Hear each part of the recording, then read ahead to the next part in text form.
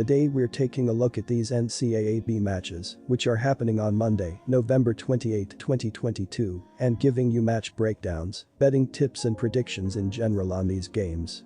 Welcome back to High Stakes. Before we dive into our video, don't forget to subscribe and push that notification bell to get notified as soon as we release these sport prediction videos. Also, check out our perks and join the High Stakes membership. Joining the High Stakes membership is easy, is cheap, but it will help a lot in the growth process of this channel. Plus, if you would like more betting tips and predictions, then check out our Patreon in the link down below. Our new Patreon is a way for us to help you improve your chances of making more money. Multiple plans are available for each and every one of you. By becoming a member of the High Stakes Patreon, you will have access to our best team picks, total picks, parlay picks and much more. Stop wasting hours of your time searching for bad betting predictions that ends up costing you a lot of time and money. Join the High Stakes Patreon now and get the best betting picks. Going back to our video, we will give you 2 betting picks for each game, a team pick and a total pick based on facts and detailed explanation. So make sure to watch our videos till the end so you don't miss any of our picks. Northwestern vs Pittsburgh. Pitt won their 3rd straight game as they took down William and Mary at home in their previous contest.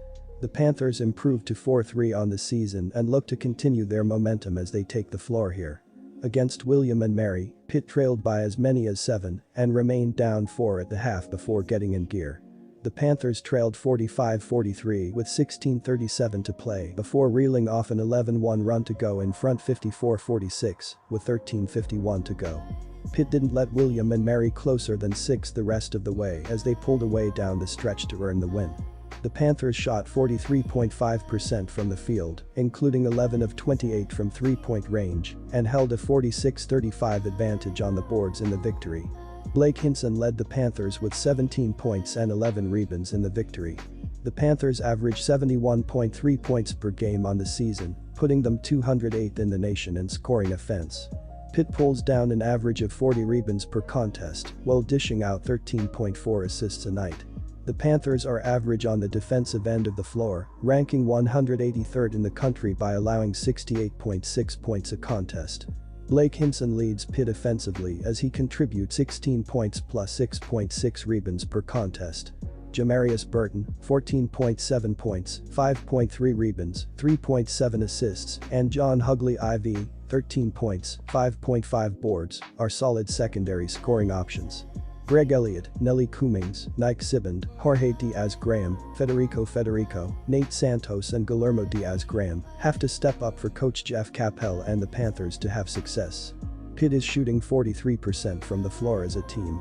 The Panthers hit 8 3-pointers a game and knocked down 29.8% of their attempts from beyond the arc. Pitt is an average team at the free throw line as they convert 72% of their chances at the stripe this year. Pitt may have 3 straight wins coming in, but they are facing a Northwestern team that is battle-tested in the early going. The Wildcats have beaten Georgetown on the road and took Auburn to the limit before falling a point short in Cancun.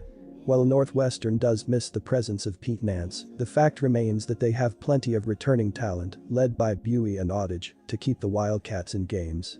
The major difference we've seen between these teams so far is what we've seen on the defensive end of the floor. Pitt, while they have been average, has to contend with a Wildcats team that has stifled opposing teams to the tune of 32.1% shooting from the floor, which is 2nd in the nation. Look for Northwestern's defense and home court advantage to be the difference in this one. Take Northwestern Wildcats for the win. Northwestern had no desire to dictate the pace against Auburn, and I expect that to be the case here. While this is a totally different team, they play slow and utilize their long possessions to find defenders out of potions or cheating. The Wildcats haven't forced many turnovers this year, and their defensive strength is defending the perimeter shot. Pitt looks to attack from the outside, a place nearly 45% of their scoring comes from. Northwestern has looked bad offensively when their key players aren't doing all the heavy lifting. Couple this together and we understand that this total is simply too high. This will be a slow-tempo game with lots of contested threes and little transition explosiveness. Play the under in this one. The under is 6-0 in Northwestern's last 6 home games. Take the under 127.5 points. Pacific vs Cal Poly. The Cal Poly Mustangs of the Big West Conference are off to a 2-3 start this season. After pounding Bethesda in the opener 94-59.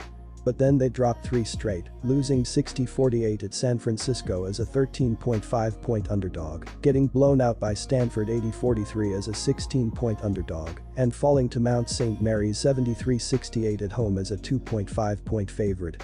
But they got back in the win column last Wednesday, with an 82-71 win over Idaho as an 8-point favorite.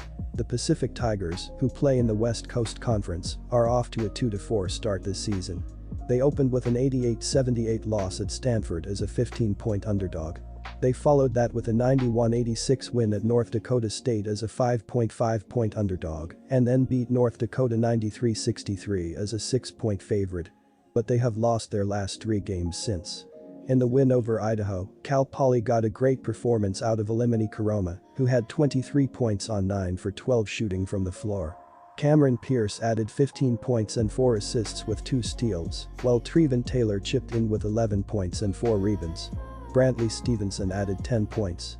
Karamo leads the team with 14 points per game. The Mustangs are ranked number 277 in the country by KenPom. They are number 316 in offensive efficiency and number 220 in defensive efficiency. This is an interesting matchup because these two teams have played several common opponents already. Pacific only lost to Stanford by 10 points, while Cal Poly got blown out by nearly 40 points. They both lost close games to Mount St. Mary's as home teams and favorites, but there was quite a difference in their performances against Idaho. Cal Poly beat Idaho by 11 points, while Pacific lost to Idaho by 3 points. I'm going to ride with Cal Poly, as they are coming off a big win over Idaho and should be able to parlay that into a win here. Also, the Tigers are 0-4 at TS in their last 4 home games versus a team with a road winning percentage of less than .400 and 0-5 at TS in their last 5 home games. Take Cal Poly here getting the points.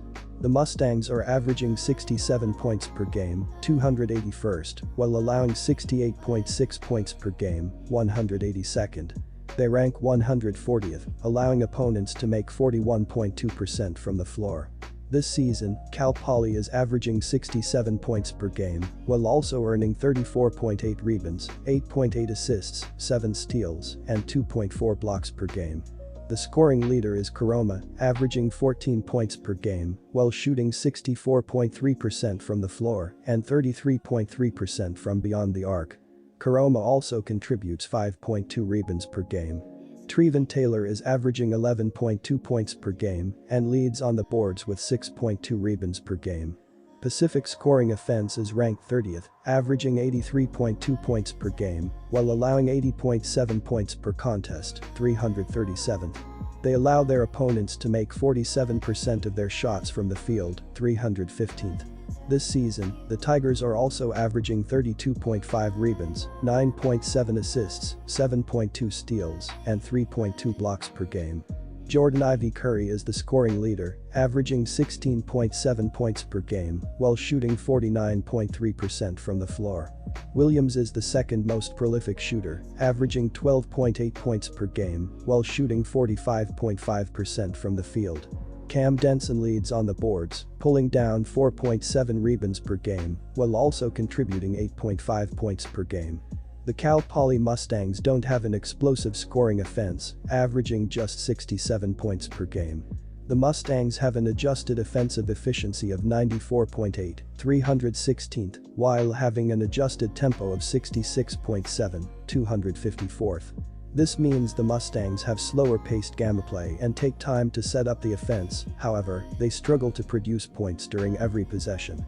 The Tigers have an adjusted offensive efficiency of 102.1, 155th, and an adjusted tempo of 71.3, 53rd. Pacific has a faster tempo than Cal Poly and is successful when it comes to producing points on each possession. With this being said, Cal Poly is going to have a hard time running its core up, while the Mustangs' defense offers a challenge for the Tigers' offense. Take the under 142 points.